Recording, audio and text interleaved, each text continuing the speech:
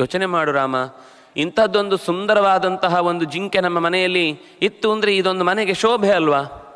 ನಾವು ವನವಾಸ ಮುಗಿಸಿಕೊಂಡು ಮರಳಿ ರಾಜ್ಯಸ್ಥಾನಕ್ಕೆ ಹೋಗುವಾಗ ಇದನ್ನು ಕರ್ಕೊಂಡು ಹೋಗಿ ಅಂತಃಪುರದ ಒಳಗೆ ನಾವು ಇರಿಸಿದೆವು ಅಂತಂದರೆ ಇದೊಂದು ಅರಮನೆಯ ವಿಭೂಷಣಗಳಲ್ಲೊಂದು. ಅಪರೂಪದ ಸಂಗತಿಗಳನ್ನೆಲ್ಲ ಅರಮನೆಯಲ್ಲಿ ತಂದಿಟ್ಟು ಶೋಕೇಸಿನಲ್ಲಿ ಇಡುವಂಥದ್ದು ಹೇಗೋ ಹಾಗೆ ಪ್ರಾಣಿ ಪಕ್ಷಿಗಳಲ್ಲೂ ಅಪರೂಪದ ಸಂಗತಿಯನ್ನು ಸಂಗ್ರಹಿಸಿಡಬೇಕಾದದ್ದು ರಾಜರಾಗಿ ನಮಗೆ ಅದು ಇಷ್ಟವೇ. ಮತ್ತು ಅದು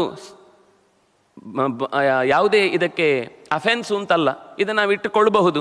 ಅದರಿಂದಾಗಿ ಮರಳಿ ಹೋಗುವಾಗ ಎಂಥದ್ದೊಂದು ಅಪೂರ್ವವಾದ ವಸ್ತು ನಮ್ಮ ಜೊತೆಗಿರುತ್ತಾಗ ಭರತನಿಗೂ ಇದನ್ನು ನಾವು ಹೋಗುವಾಗ ತೋರಿಸಿಕೊಟ್ರೆ ಅವನು ಸಂತೋಷ ಪಡ್ತಾನೆ. ಭರತಸ್ಯಾರ್ಯ ಪುತ್ರಸ್ಯ ಶ್ವಶ್ರೂಣಾಂ ಮಮ ಚ ಪ್ರಭೋ ಮೃಗರೂಪಮಿದಂ ವ್ಯಕ್ತಂ ವಿಸ್ಮಯಂ ಜನಯಿಷ್ಯತಿ. ನಮ್ಮ ಮನೆಯಲ್ಲಿರುವಂತಹ ಅತ್ತೆಯಂದ್ರಿಗೂ ಕೂಡ ಇದನ್ನು ತೋರಿಸ್ಬೋದು. ಕೈಕೇಯಿಗೆ, ಕೌಸಲ್ಯಗೆ, ಸುಮಿತ್ರೆಗೆ ಇದನ್ನೆಲ್ಲ ತೋರಿಸಿ ಅವರೂ ಕೂಡ ಸಂತೋಷ ಪಡುವಂತೆ ಮಾಡ್ಬೋದು. ಎಲ್ಲರ ಸಂತೋಷಕ್ಕೆ ಕಾರಣವಾಗುವಂತಹ ಇದನ್ನು ತರುವುದಿಲ್ಲ ಅಂತ ನೀನು ಯಾಕೆ ಹೇಳ್ತೀರಾಮ? ತಂದು ಬಿಡು, ನಮಗೆ ಬೇಕದು. ಅಲ್ಲ, ಅದು ಓಡುತ್ತೆ, ತುಂಬ ಚುರುಕಾಗಿದೆ, ಬಹಳ ದೂರಕ್ಕೆ ಹಾರತ್ತೆ, ಸಿಗುವುದಿಲ್ಲ.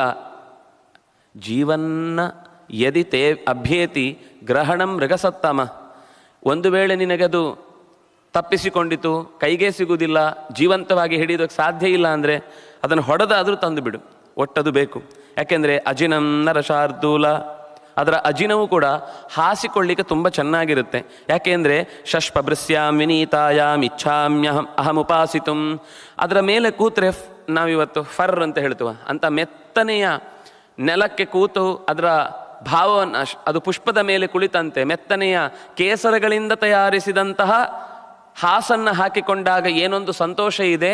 ಷಷ್ಪಭೃಸ್ಯಾಂ, ಭೃಸಿ ಅಂದರೆ ಬಿಡಿಸಿ ಕೂತ್ಕೊಳ್ಳುವಂತಹ ಅತ್ಯಂತ ಮೆತ್ತನೆಯ ಹಾಸಿಗೆ ರೀತಿ ಇರುವಂಥದ್ದು, ಇದು ಆಸನವಾಗಿ ಬಳಕೆಗೆ ಬರುವಂಥದ್ದು.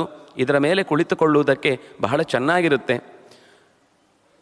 ನನ್ನ ಮನಸ್ಸು ನಿಜವಾಗಿ ನಾನು ಕೇಳಬಾರದು, ಇಷ್ಟು ನೀನು ಬೇಡ ಅಂತ ಹೇಳ್ತೀನಿ ಅಂದರೆ ಅದಕ್ಕೊಂದು ಕಾರಣ ಇರುತ್ತೆ ಅಂತ ನನಗೆ ಅನಿಸುತ್ತೆ.